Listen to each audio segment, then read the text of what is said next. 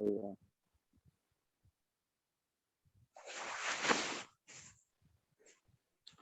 Baik, Assalamualaikum warahmatullahi wabarakatuh. Kami dari kelompok 11 dengan materi legislasi hukum Islam di Asia. Kami terdiri dari 2 anggota, yaitu saya sendiri, Muhammad Amin Mahmud, dan yang kedua, Saudari Novera Mevi Melania. Yang mana legislasi hukum Islam di Asia ini kami mempresentasikan 3 negara, yaitu negara Malaysia, Singapura, dan Brunei Darussalam. Baik, langsung saja ke materi yang pertama mengenai negara Malaysia, yang mana akan dibawakan oleh saudari saya, Novera Mevi Melania. Kami persilahkan.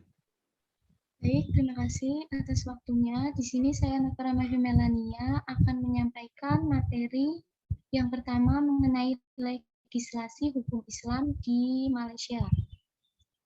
Profil negara Malaysia. Malaysia adalah sebuah negara federasi yang terdiri dari 13 negara bagian dan 3 wilayah persekutuan di Asia Tenggara dengan luas 329.847 km persegi. Ibu kotanya adalah Kuala Lumpur. Sedangkan Putrajaya menjadi pusat pemerintahan persekutuan. Penduduk Malaysia terdiri dari berbagai kelompok suku, dengan suku Melayu sejumlah 50,4%, menjadi ras terbesar, dan Bumiputra atau suku asli di Sabah dan Sarawak sejumlah 11% keseluruhan penduduk. Menurut definisi Konstitusi Malaysia, orang Melayu adalah Muslim, menggunakan bahasa Melayu yang menjalankan adat dan budaya Melayu. Di Malaysia, Islam menempati posisi istimewa sebagai identitas resmi negara tersebut. Kemudian, politik hukum Malaysia. Ciri utama kondisi sosial politik Malaysia adalah penduduknya multi-komunal, sehingga sedikit sekali keputusan politik yang terjadi di negara itu yang tidak dipengaruhi oleh kenyataan keragaman etnik dan agama. Sultan-sultan Malaysia dinyatakan sebagai pelindung utama agama semenanjung itu, dan dalam adat masyarakat Melayu terdapat persepsi keterpaduan antara agama, nilai-nilai tradisional, desa, dan famili. Maka satu hal yang tidak mudah bagi orang Melayu untuk memisahkan Islam. Menurut John Lee Esposito dan John Oval menilai keadaan demikian merupakan kenyataan utama yang ada dalam kehidupan sosial dan politik di Malaysia, di mana negara terkait dengan etnisitas titik acuh agama selanjutnya merupakan sikap ritualisme dan agak tradisionalistik terhadap Islam. Kemudian produk hukum Malaysia. Sistem hukum Malaysia bisa diruntut dari sisi historinya, yaitu pada tahun 1511 Masehi, Malaka dikuasai Portugis selama 130 tahun. Pada tahun 1641 Masehi, giliran Belanda yang menguasai sampai tahun 1824. Kemudian kekuasaan beralih kepada Inggris sesuai perjanjian Anglo-Dutch tahun 1824 Masehi. Jadi sebagai bekas jajahan Inggris, Malaysia tetap mempertahankan tradisi hukum kebiasaan Inggris. Kemudian sejak Malaysia merdeka, hukum nasional Malaysia bersumber dari undang-undang dan hukum common yang berasal dari putusan hakim. Tidak bisa dipungkiri bahwa beberapa hakim mencoba mengambil sumber dari prinsip hukum Islam dan hukum common dari Inggris secara bersamaan. Ditambah lagi beberapa kasus di pengadilan federal memang terkait hukum Islam. Kemudian lembaga negara Malaysia. Manajemen fatwa diberlakukan melalui undang-undang negara yang dinamakan dengan Undang-Undang pentadbiran atau administrasi agama Islam melalui pemberlakuan ketentuan undang-undang. Departemen Mufti bertanggung jawab langsung dalam membantu dan memberikan nasihat kepada Duli yang Maha Mulia. Meskipun demikian, Mufti tidak boleh campur tangan dalam administrasi hukum syara di Mahkamah Syariah. Mahkamah Syariah adalah badan terdiri dalam menegakkan keadilan yang independen. Kemudian yang kedua adalah negara Singapura. Profil negara Singapura. Republik Singapura ialah sebuah negara di Asia Tenggara yang terletak di penghujung semenanjung Malaysia yang berdampingan dengan negeri Johor Darul Takzim atau Malaysia dan Kepulauan Riau Indonesia. Muslim di Singapura berkisar 15% dari total jumlah penduduk atau yang ada di sekitar penduduknya. Kemudian sebagai tempat pusat kegiatan Islam, ada kurang lebih 80 masjid. Singapura menganut sistem sekuler atau penduduk Singapura yang berumur di atas 15 tahun menganut beberapa agama, yaitu Buddha 42,5%, Islam 14,9%, Kristen 14,6%, Tao 8,5%, Hindu 4,0%, dan agama lain seperti Yahudi, Zoroaster, dan lain-lain 0,6%. Masih ada sekitar 14,8% yang tidak memiliki atau menganut agama tertentu. Kemudian profil hukum Singapura. Di bawah kekuasaan kolonialis Inggris, penguasaan ini bermula dari serangkaian perjanjian antara Thomas Stamford Raffles dengan Sultan dan Temenggong Johor yang kemudian diikuti dengan ditundukkannya hukum Islam kepada hukum Inggris. Penguasa kolonial memberlakukan ketentuan-ketentuan Islam mengenai peribadatan, perkawinan, dan waris dengan syarat bahwa ketentuan-ketentuan Islam tersebut tidak bertentangan dengan keadilan.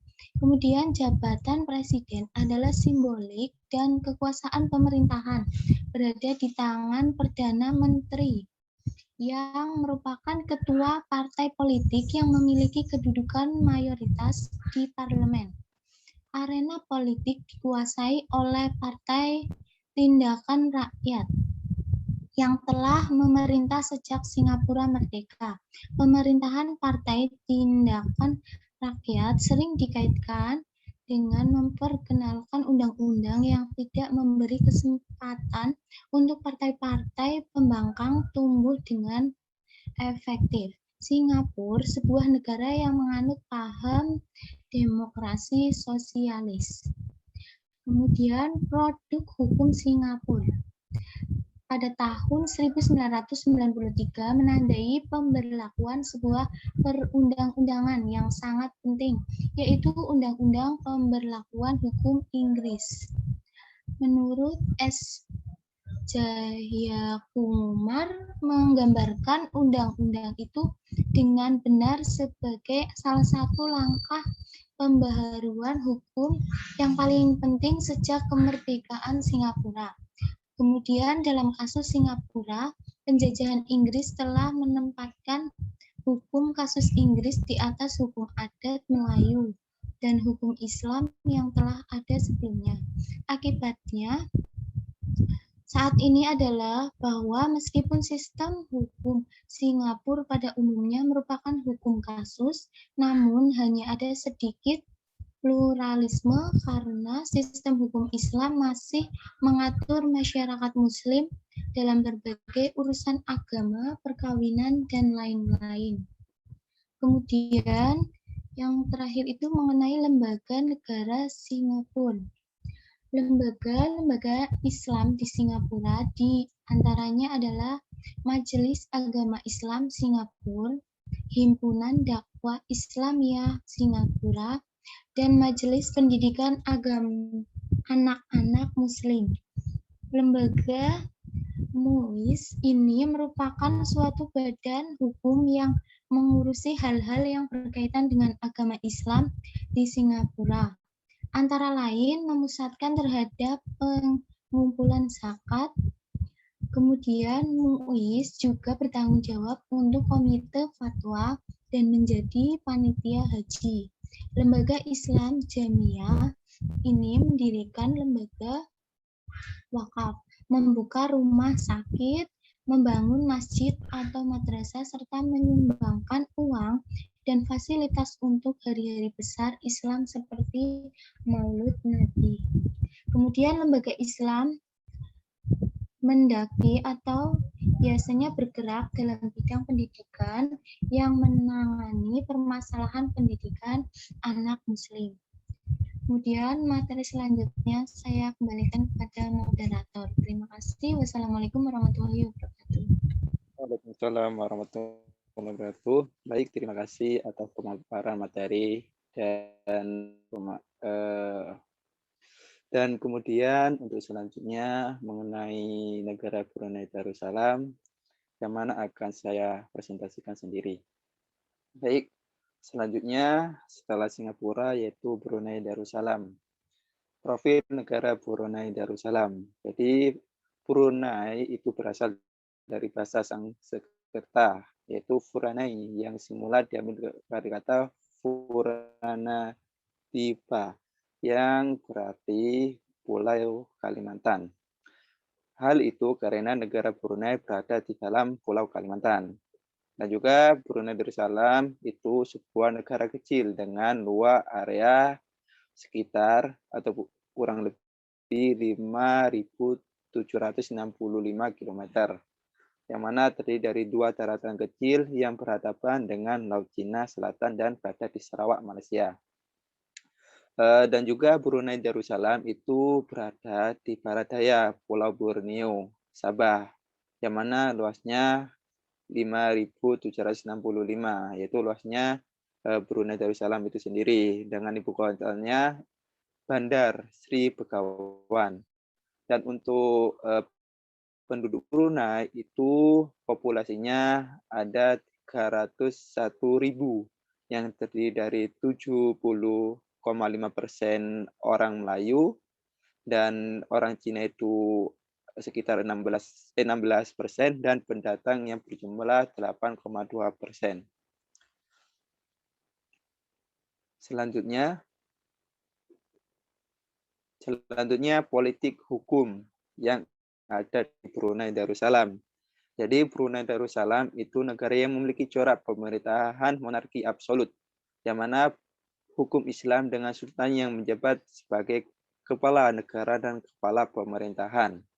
Negara Brunei membentuk monarki dengan sistem politik tradisional, feudalistik, di mana keluarga raja sebagai pemegang pemimpin kerajaan. Dan juga kedudukan dan hubungan antara Islam dan sistem politik pemerintahan Brunei Darussalam itu amat jelas. Perundangan Islam yang mengatur sendi kehidupan negara Brunei Darussalam, yang mana dikendalikan oleh Sultan Brunei Darussalam sendiri. Dan juga kedudukan Sultan sebagai pemimpin agama Islam itu amat kuat, yang mana Sultan dibantu oleh Perdana Menteri dan menteri-menteri dan jabatan strategis mereka yang dilantik oleh Sultan sebagai pembantu-pembantunya, yang diharuskan berlatar dari etnik Melayu yang beragama Islam dan lebih khusus itu harus bermazhab Syafi'i, dan dari segi fikihnya dan untuk segi akidahnya itu menganut Ahlus Sunnah wal Jamaah. Selanjutnya produk hukum yang ada di Brunei Darussalam. Sebelum datanya Inggris, undang-undang yang dilaksanakan di Brunei adalah undang-undang Islam yang telah diundangkan dengan hukum konun. Dan secara perlahan-lahan Inggris mulai mencampuri urusan kekuasaan Mahkamah Kesultanan Brunei dan semakin memiliki kekuasaan untuk menintervensi masalah keadilan dan kehakiman negara Brunei. Dan perundang-undangan di Brunei terus-menerus mengalami perombakan atau perubahan. Hingga saat ini Brunei telah memberlakukan hukum Islam sepenuhnya, baik yang berkaitan dengan jinayah ataupun yang lainnya. Di dalam Undang-Undang Brunei Darussalam, masalah hukum keluarga Islam diatur hanya 29 pasal, yaitu di bawah aturan Marriage and Divorce di bagian 6 yang berawal dari pasal 134 sampai 157. Maintenance of Department di Dependent di bagian 7 yang dimulai dari pasal 157 sampai 163. Jadi persoalan hukum keluarga Islam di Brunei yang diatur dalam undang-undang hanya mengatur persoalan perkawinan, perceraian, dan pembiayaan hidup atau nafkah. Selanjutnya, lembaga-lembaga yang ada di negara Brunei Darussalam. Mengenai lembaga negara Darussalam, mufti termasuk dalam majelis permusyawarat atau permusyawaratan. Diraja yang merupakan salah satu dari ahli resmi kerajaan. Konstitusi Brunei bagian 4 Majelis Mesyuarat Diraja pada bagian penubuhan dalam kurung pendirian Majelis Musyawarat Diraja pasal 5 tanda kurung 2 wajib menyatakan bahwa ahli resmi karena jawatan yaitu kepala wazir, wazir-wazir, ahli Majelis Musyawarat, menteri-menteri, mufti kerajaan, ketua hakim syar'i, peguamam atau pengacara negara yang dipertua adat istiadat dan orang yang memegang jabatan lain yang dari masa ke masa diisytiharkan oleh ke bawah Duli Yang Maha Mulia Paduki Sri Baginda Sultan dan yang dipertuan dengan pemasyhuran dalam watak kerajaan. Pada Undang-Undang Negara Brunei Darussalam, Pasal 177 juga mengatur adanya jawatan lain di luar mufti yang disebut Majelis Jawatan Kuasa Undang-Undang. Mungkin cukup itu dari presentasi kami dari kelompok 11. Bagi teman-teman yang belum paham ataupun masih bingung dengan materi kami, bisa ditanyakan. Atau ingin menambahkan boleh. Cukup itu. Terima kasih.